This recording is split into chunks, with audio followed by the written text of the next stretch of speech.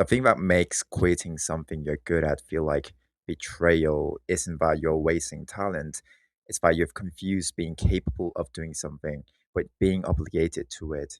And no one ever told you those two are different things.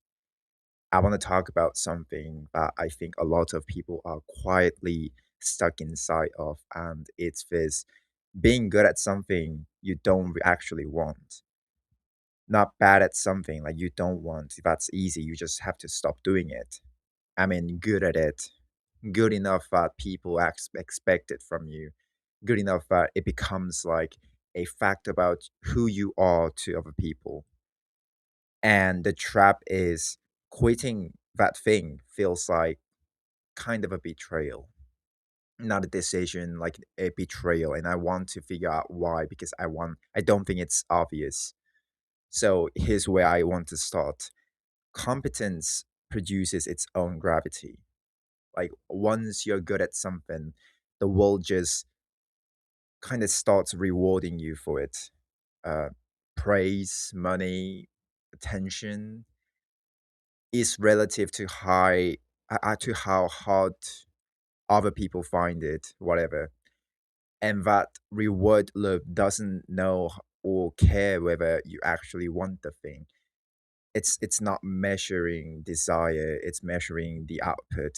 So you just keep doing it, and every year you keep doing it, the thing that's piling up, it's just, I don't know, like sunk cost, this like time invested, it's identity. You become the person who's good at it. It's other people's eyes first and then quiet like in your own. And I think that's the hinge actually. Like that's where it flips from a skill into a trap because at some point you stop being someone who does the thing and you become someone who is the thing. And those feel identical from the inside, but they are not the same claim at all. Let me try to pull those two claims apart because I think this is actually the whole essay, if I'm honest. This, I'm capable of this, that's a fact.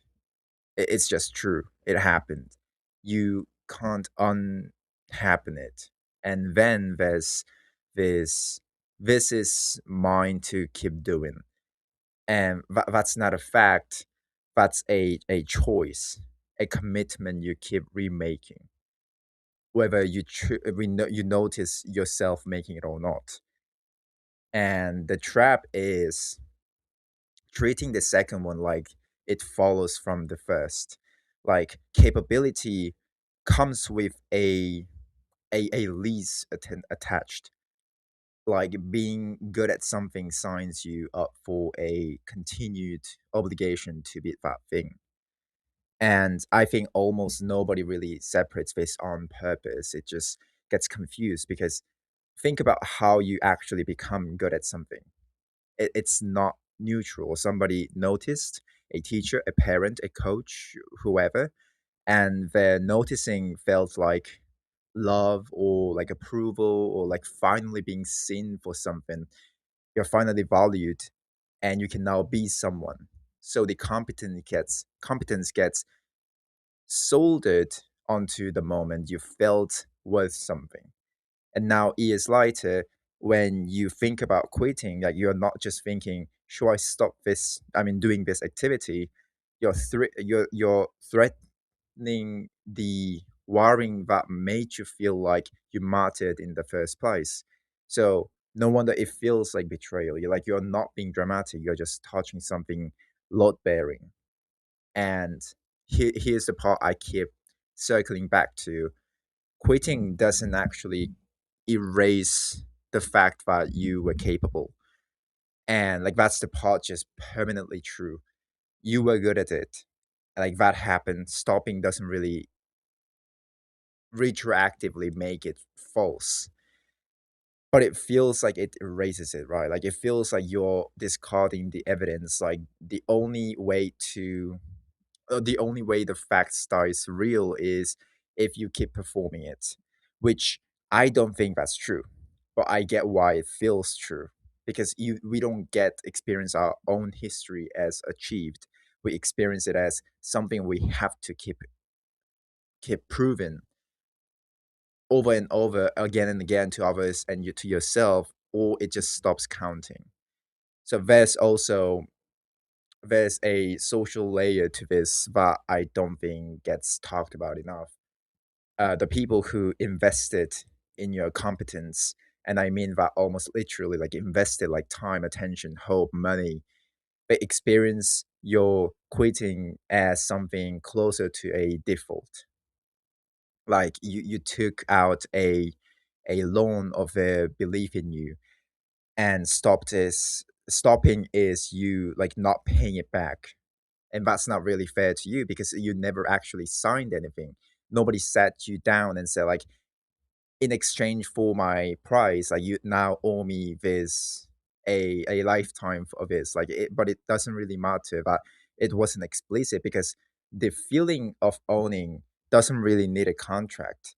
It just needs a pattern of expectation, and you inherit that expectation. And then this is the part that kind of gets me. Like you internalize it. You start guiding yourself you you start guarding it yourself. Nobody even like has to ask you to keep going anymore. Like you do it on your own behalf, like in your own head. So what do you actually do with this? I don't think the answer is quit everything you are good at but you don't like. Like that's just that would just be the same mistake in reverse. You're treating competence as automatically a suspect instead of automatically binding. Like I think the actual move is smaller and kind of less satisfying. Like I'll be honest, than that.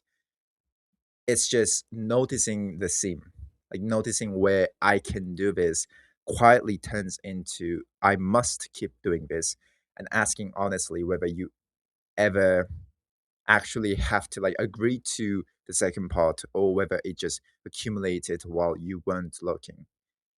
And maybe like big just gotta like ask yourself or ask it the answer. If the answer is yes, actually I do still want this, I just forgot to check for a while. What happens too, like this isn't a piece that's trying to talk you out of your own competence. Like it's trying to get you to notice that you might be performing a depth nobody actually issued you. Because I think the scariest version of this isn't the person who quits, it's the person who keeps going for another 20 years, still capable, still prized, and never once checks whether capable ever turns into chosen. That's the actual trap. Like that not a skill, but the silence around whether you ever picked it. So that's about it in this video. Thank you guys for watching.